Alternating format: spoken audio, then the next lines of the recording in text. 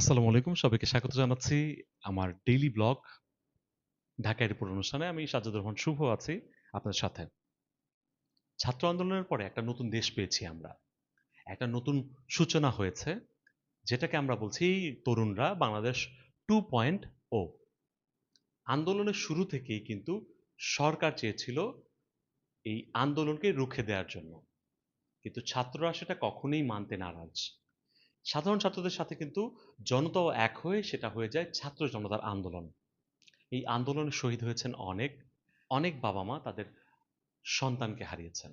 অনেক ভাই-বোন হারিয়েছে তাদের প্রাণপ্রিয় ভাই-বোনকে। অনেক ছাত্রছাত্রী সাধারণ জনতা শহীদ হলেও আমাদের এই আন্দোলনের রূপরেখা আরো শক্তিশালী করে কিন্তু একটি মৃত্যু।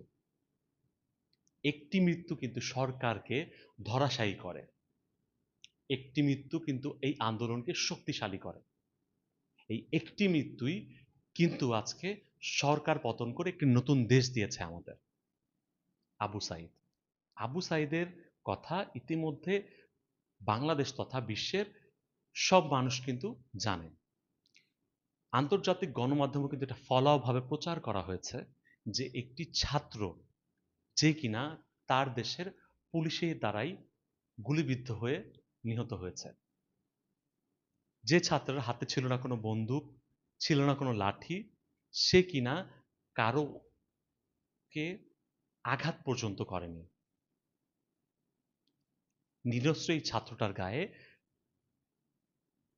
সরকারের মদদে গুলি চালিয়েছিল পুলিশ। সেই একটি মৃত্যুই কিন্তু এই দেশকে নতুন আন্দোলনের সূচনায় নিয়ে গিয়েছিল। এই আবু সাঈদের পরে আর একটি মৃত্যু যেটা বাঙালিকে কাঁদিয়েছে, সেটা হচ্ছে মীর মুগ্ধের মৃত্যু।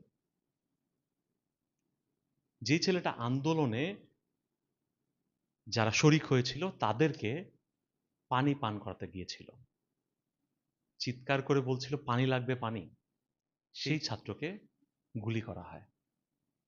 যে কিনা ছিল একজন ফ্রিল্যান্সার। বাংলাদেশ যখন ডলার সংকটে, সে কিন্তু হাজার হাজার ডলার ইনকাম করে নিয়ে এসেছিল বাংলাদেশে। ফাইবার থেকেও আমরা দেখেছি শোক জানানো হয়েছে। ইতিমধ্যে অনেক সংগঠন কিন্তুই আবু সাঈদকে নিয়েও বিভিন্ন স্টেপ নেয়ার চেষ্টা করছে। অর্থাৎ আবু সাঈদের পরিবারকে সহায়তা দেওয়ার নামে তারা বিভিন্ন সোশ্যাল মিডিয়াতে কিন্তু অ্যাক্টিভিটিস দেখাচ্ছে। তারা বিভিন্ন বাইরের যে আমাদের ভাই বোনেরা যারা বাইরে রেমিটেন্স যোদ্ধা আছেন তাদের কাছ থেকে কিন্তু একটা সহায়তা চাচ্ছেন। এছাড়া আবু সাঈদকে নিয়েও কিন্তু অনেকে ভাস্কর্য তৈরি করার চিন্তা পরিকল্পনা করছেন।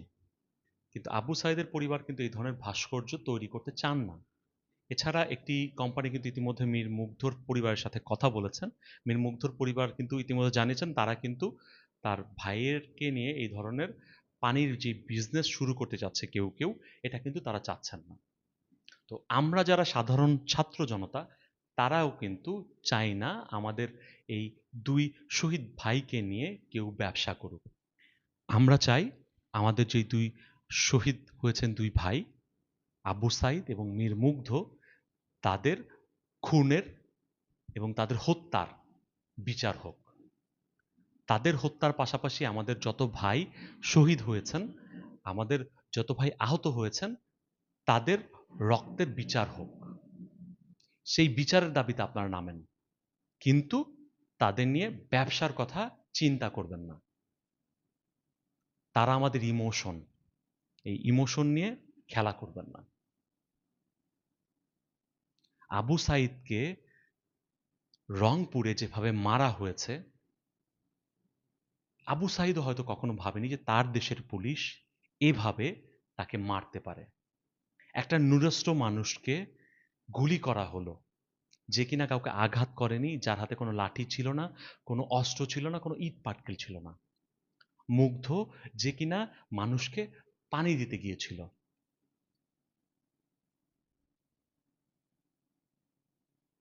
আমরা চাই আমাদের এই দুই ভাই সহ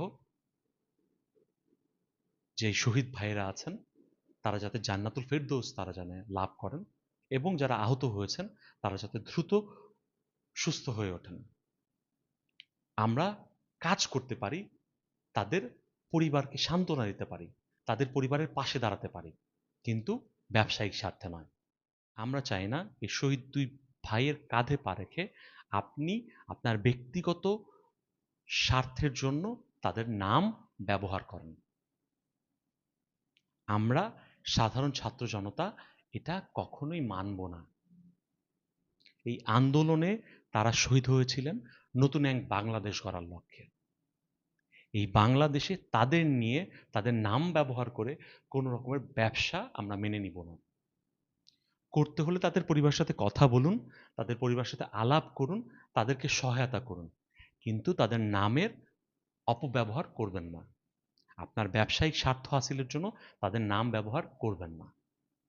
আজকে বিদায় নিচ্ছি। অন্য কোনো দিন অন্য কোনো টপিক নিয়ে আবার হাজির হব আপনাদের সামনে।